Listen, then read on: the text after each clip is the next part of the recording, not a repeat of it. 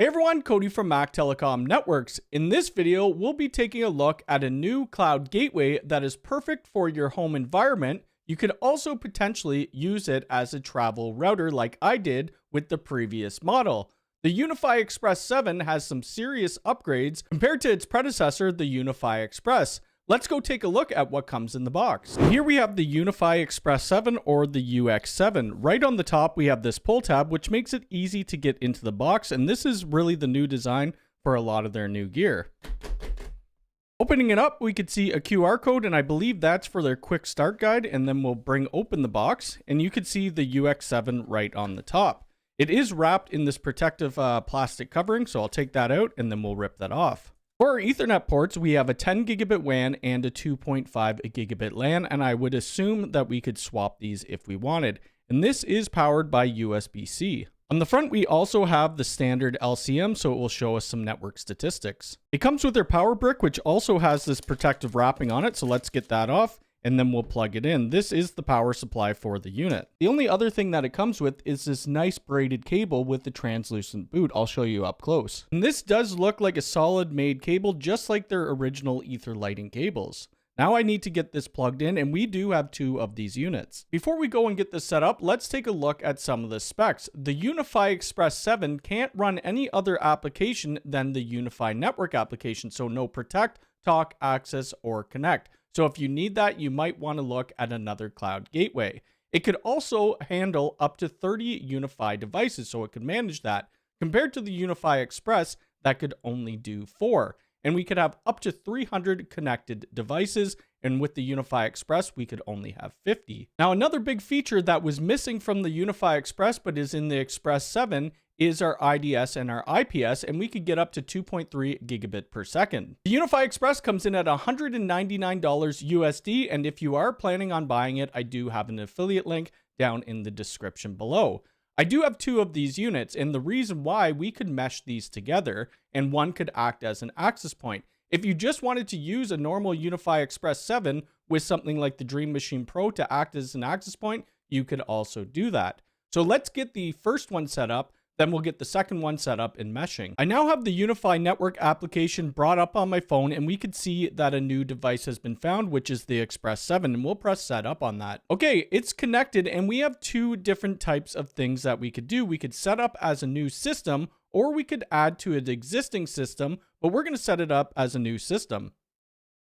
Now we need to give this a name. I'm just going to call it UniFi Express 7 and then a Wi-Fi SSID. UniFi is fine, and I'll give it a password. Now this is the speed test that it's currently giving me. I do have a 3 gig by a 3 gig connection, so we will test that out when my computer is plugged into it. The last thing that it's going to do, it's going to check for updates, and once the firmware updates are on, we could go to unifi.ui.com and we could look at this UniFi Express 7. We're now on the main dashboard for the UniFi Express, and this is the same as any other UniFi OS. We could see the UniFi Express up top, the system uptime, our WAN IP, and then the gateway IP, as well as our internet connection.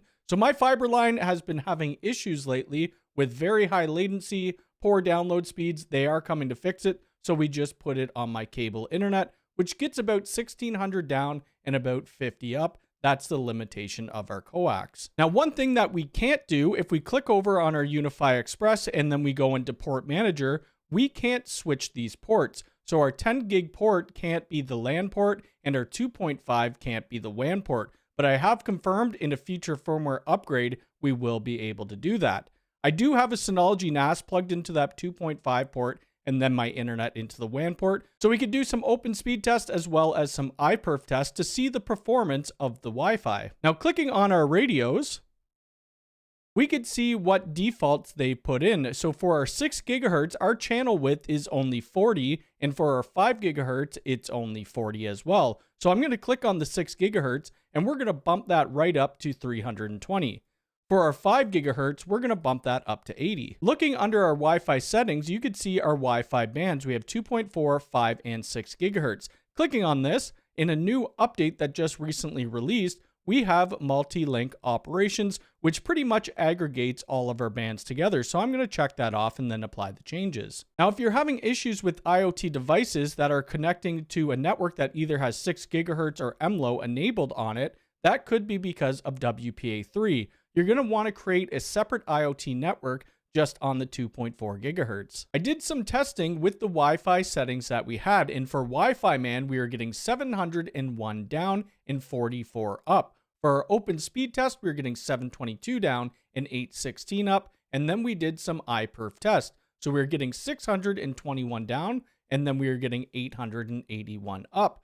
So these are okay speeds. They're not great. We're not passing that gigabit connection, but for home use, this is perfectly fine. I've now hooked up the second UniFi Express 7, and you could see that it is meshing. I have this in my main floor, and it's connecting to another PC that's downstairs through the LAN port, but it is doing a mesh uplink to our main UniFi Express 7 that is hardwired into our internet connection. Now we're going to hop over onto that computer and do some speed tests. I'm now on that computer with the screen sharing software. So let's go ahead and we'll do a Wi-Fi man test to see the speeds that we're getting through the wireless mesh uplink. And we're getting 749 down by 54 up through that wireless uplink, which is a really great speed. I'm going to go ahead and we're going to also do an open speed test. And the open speed test results are 591 down and 761 up. Like I said, I am very impressed with these speeds as the wireless backhaul is using the 5 gigahertz right now.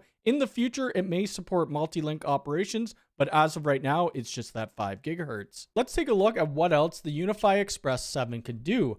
Under our security, we have our simple or we have our advanced firewall rules, but we could also upgrade this to the new zone-based firewall. So that is included with the UX7.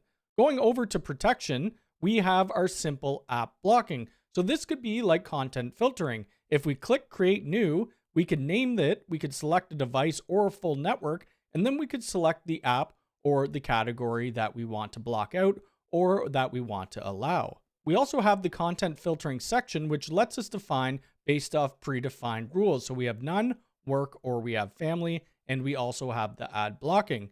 We could do region blocking. So if you don't want to see Canada at all, inbound or outbound traffic, you could block that. We have our encrypted DNS, which I'll turn on auto, and this will use Cloudflare and Google. We also have our honeypots, and then we have our intrusion prevention. So our IDS or our IPS, and we could do it to notify or to notify and block. I'll click on notify and block, and we have 13 different active detections that we could turn on and off. So this is a little bit different than the UDM Pro, which I think gets about 35. The signatures for the UX7 is 20,000 signatures. If you want a bit more protection, you could also upgrade to the Cyber Secure by Proofpoint. Now going over to VPNs, what can we do for our VPNs? We could do teleport, we could do a VPN server, so that's either WireGuard or OpenVPN. We could do the VPN client if we're trying to connect to a privacy VPN like Nord, and we could do site-to-site VPN. Also, with the UX7, we could use this with our Site Magic VPNs, which makes it super easy to do site-to-site. We can also integrate this with Identity Endpoint, which is going to allow us to do our one-click Wi-Fi and our one-click VPN. And that VPN backend is based off of WireGuard. This makes it very easy if you're trying to give your employees access to Wi-Fi or VPN and resources that you need to get to. And that's going to be it for my video on the UniFi Express 7. And where do I think this fits in? Well, I think this is going to be best in the home environment. We could have up to 30 UniFi network devices, which your home really doesn't need that many. You'll probably add 1 or 2 access points, or like me, I put one in at my dad's so that I could troubleshoot issues when they arise. For the price point, I think this is a great device with the updated specs of Wi-Fi 7 and a 10 gigabit WAN. Let me know down in the comments if you have any questions about the UniFi Express 7. If you like this video, hit the thumbs up button. If you're new here, please subscribe and hit the bell icon. All right, thanks.